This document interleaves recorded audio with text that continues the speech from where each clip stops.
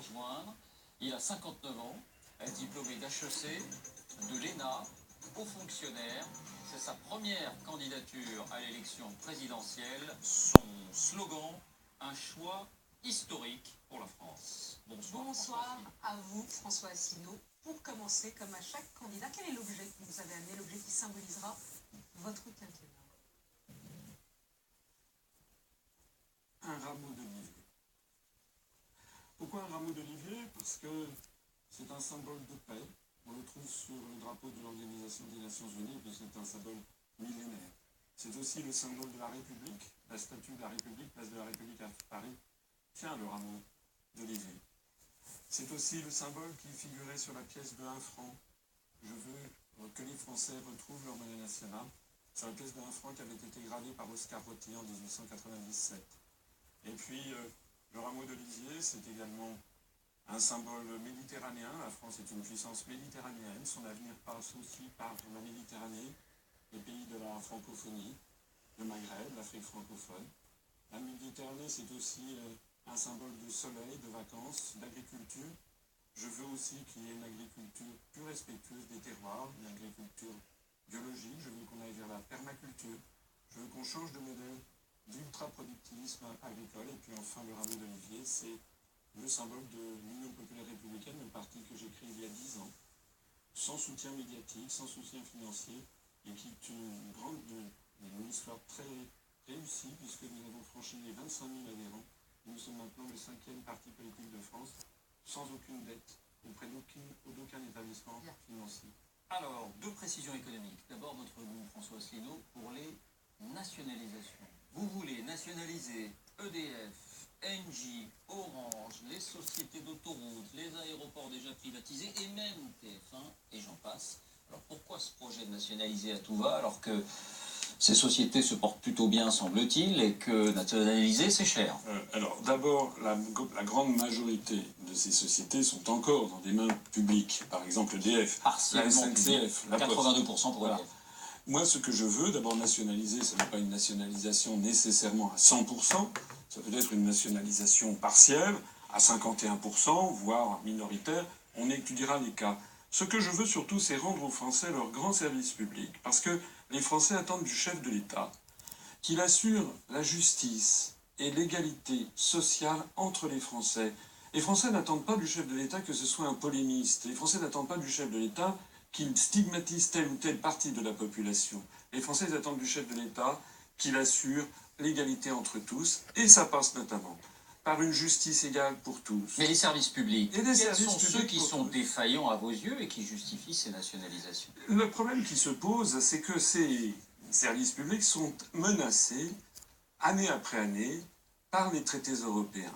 J'ai déjà eu l'occasion de l'expliquer, je ne vais pas ici égrener les articles des traités, mais l'article 106 du traité sur le fonctionnement de l'Union européenne met en concurrence, je ne dis pas oblige à privatiser, mais met en concurrence les services publics, et année après année, les Français constatent la désertification rurale, la fermeture des postes, la SNCF qui ferme des lignes. Je veux rendre aux Français leur grand service public à la française, y compris la sécurité sociale pour tous, qui est actuellement gravement menacée par la montée en puissance des assurances privées qui essayent de nous pousser à créer la Commission européenne. Et ceux que vous avez cités, la Poste, la SNCF, ne sont pas privatisés, sont encore publics. C'est la raison pour laquelle je veux les inscrire dans la Constitution, parce que ce sont des services publics non privatisables par nature, et je veux que la France conserve son modèle.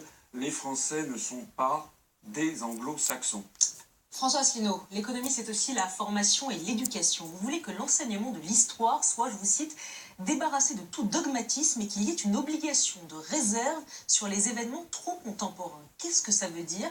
Est-ce qu'il y a des événements trop contemporains dont on ne doit pas parler à l'école?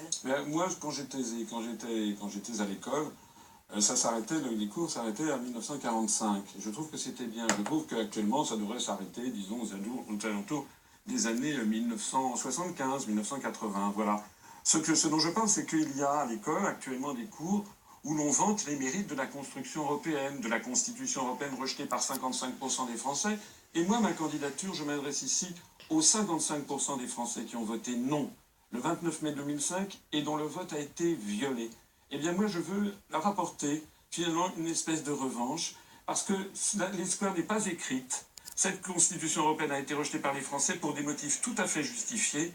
Maintenant, on va changer. Donc on ne parle pas, pardonnez-moi, on ne parle pas de la construction européenne dans les cours d'histoire. Si, j'ai dit 75. On peut dire, oui, bien sûr, 1957. On peut parler des traités européens. On s'arrête à 75. On peut s'arrêter. Écoutez, je ne sais pas, 70, 75. Mais c'est un principe. Ce qui s'est passé récemment, la chute du mur de Berlin, le 11 septembre, on n'en parle pas. C'est un principe important parce que c'est le principe de l'école républicaine qui ne doit pas non plus manier les consciences. C'est ça la difficulté. Il ne faut pas que nous soyons dans un pays totalitaire où on manie les consciences et où toute la sphère médiatique, toute la sphère éducative, etc., pousserait les enfants à... Vous avez l'impression que c'est le cas, que l'école manie les consciences? Alors, je pense en tout cas que sur la construction européenne, oui, il y a vraiment... C'est un sujet qui fait débat.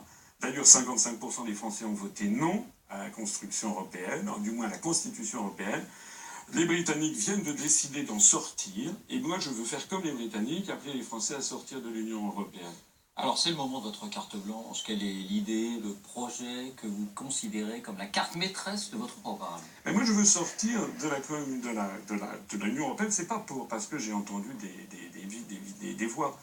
C'est parce qu'il faut que les Français sachent, je l'ai déjà dit, je le redis, que ça c'est le programme commun du prochain président de la République française et du prochain Premier ministre s'il ne sort pas de l'Union européenne. C'est le rapport des grandes orientations de politique économique que publie la Commission européenne chaque année et qui fixe chaque année ce que doit être la politique économique et sociale de la France. Par exemple... Ce sont des objectifs qui ne sont souvent pas respectés. Ce n'est pas vrai, ça n'est pas vrai, c'est au contraire, c'est ce que les anglo-saxons appellent la soft law, c'est-à-dire on n'est pas obligé d'en respecter une année, bien sûr. Mais année après année, on revient sur la même chose et ce qui est demandé, c'est la hausse de la TVA. C'est la baisse de l'impôt sur les grandes sociétés. C'est le gel du SMIC. C'est la mise en pièces de toutes les professions réglementées, les artisans taxis, les médecins, les avocats, les huissiers, les notaires, etc., qui vont tous se faire ubériser. C'est la réforme du droit du travail avec la baisse de l'assurance chômage. C'est le déremboursement de la sécurité sociale avec une médecine à 2 vitesses. Et bien ça, moi je fais ça. Voilà ce que je propose aux Français de faire. Moi je veux sortir de ça. Et je propose aux Français de voir une augmentation du SMIC substantielle. Je fais passer le SMIC à 1 300 € net par mois, alors qu'il est bloqué actuellement à 1 150 € net. Moi je propose de stopper la hausse de la fiscalité des ménages. Je propose de sauver nos services publics et de sauver la sécurité sociale qui est en train d'être démantelée. Je propose de faire des économies considérables en sortant de l'Union européenne, puisque l'Union européenne nous coûte beaucoup plus cher qu'elle ne nous rapporte. D'abord, de point de vue financier, puisque nous versons chaque année 8 à 9 milliards d'euros de plus que nous n'en recevons, et non pas 4 milliards d'euros, comme a dit faussement le journal Le Monde dans son décodex, c'est bien 8 à 9 milliards d'euros. Monsieur Asselineau, oui. Sauf que notre dette est à 60%. 60% de notre dette est libellée en euros. Si notre franc est dévalué, ça veut dire de 15 à 20%, comme on le disait avec Marine Le Pen, ça veut dire que notre dette coûtera 15 à 20% Non, pas du tout. cher. D'abord le franc sorti de l'euro perdra probablement quelque chose comme 10% par rapport au cours pivot vis-à-vis du dollar. Deuxièmement, une fois que la France sera sortie de l'euro restant ne sera plus l'euro. Ça sera un euro hors France, donc il aura déjà changé de nature.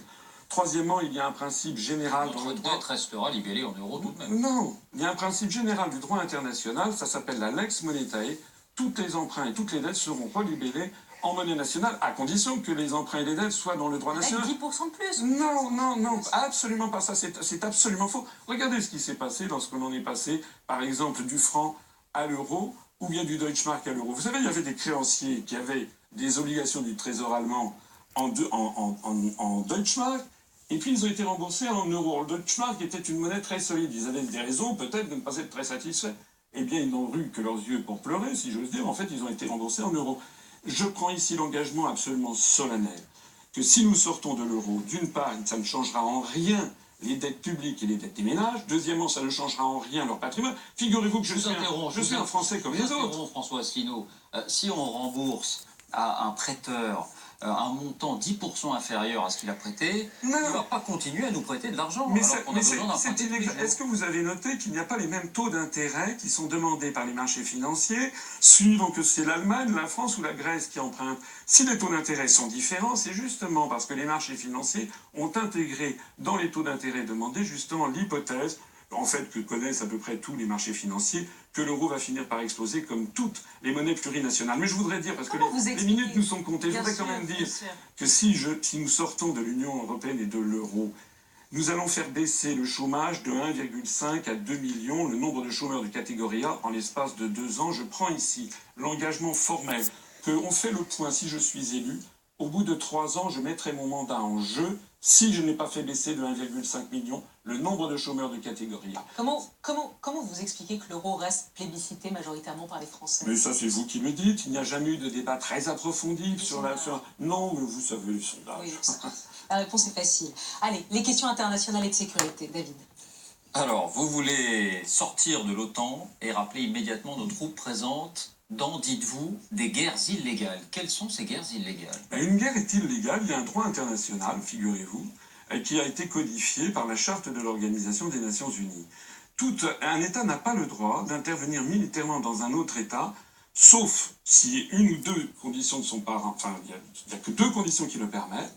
Premièrement, un État appelle à l'aide un autre État pour intervenir militairement. C'est ce que la Syrie a fait, par exemple, avec la Russie. Donc la Russie intervient militairement en Syrie parce que le président Assad, qui est reconnu par 140 États des 195 États membres des Nations Unies, parce que le président Assad l'a demandé. C'est ce qui s'est passé au Mali aussi.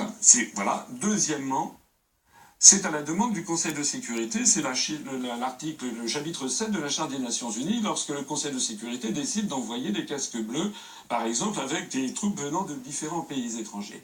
Pour le reste, c'est illégal. Et donc, j'estime, quant à moi, que la France n'a pas à être présente, soit sous forme de, par exemple, l'intervention en Libye. L'intervention en Libye est une intervention illégale. Intervention passée, mais aujourd'hui... Oui, intervention passée, mais attendez... Vous estimez qu'en Syrie et en Irak, nos avions n'ont pas à être impliqués? Écoutez, regardez ce qu'avait fait Jacques Chirac et Dominique de Villepin en 2003. Ils avaient tenu bon, ils avaient refusé de considérer que les prétendues preuves apportées par les États-Unis d'Amérique étaient vraies. On n'était pas attaqué sur notre sol. Mais attendez, on parle de l'Irak.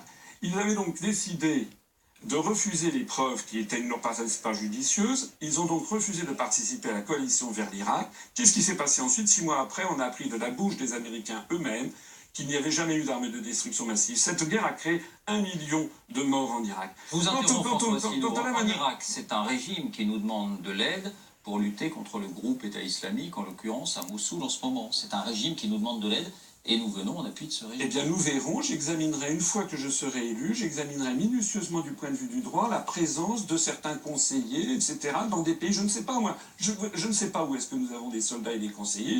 Est-ce qu'on en a encore en Afghanistan? Est-ce qu'on en a en Syrie? Est-ce qu'on en a en Irak? Est-ce qu'on en a en Libye? Est-ce qu'on en a au Mali? Est-ce qu'on en a dans différents pays du Sahel? Moi, je ne sais pas, je me ferai communiquer tout ça. Vous voulez supprimer l'opération Sentinelle. Par qui ou par quoi vous voulez remplacer ces soldats qui nous protègent et dont on a vu qu'ils étaient précieux, notamment lors de l'attentat à Orly? Écoutez, ce que je dis, c'est que la France, désormais, vit dans un état qui hallucinerait nos grands-parents, parce que nous sommes maintenant dans une société avec un état d'urgence permanent, dont on a vu d'ailleurs la totale inefficacité, hélas, le 14 juillet de l'année dernière. Mais pas la semaine dernière. Voilà.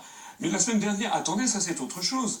Que l'on renforce les services de renseignement, qui ont été d'ailleurs largement, comment dirais-je, désorganisés par Nicolas Sarkozy, ça c'est autre chose. Que l'on augmente les moyens de la gendarmerie et de la police. Moi j'ai prévu une augmentation de 33% au cours du quinquennat. C'est une chose. Mais il faut aussi s'attaquer aux causes des problèmes. Et je l'ai dit, on vient de l'évoquer, les causes des problèmes, c'est quand même d'abord et avant tout notre participation ou notre soutien à un camp, à des guerres illégales.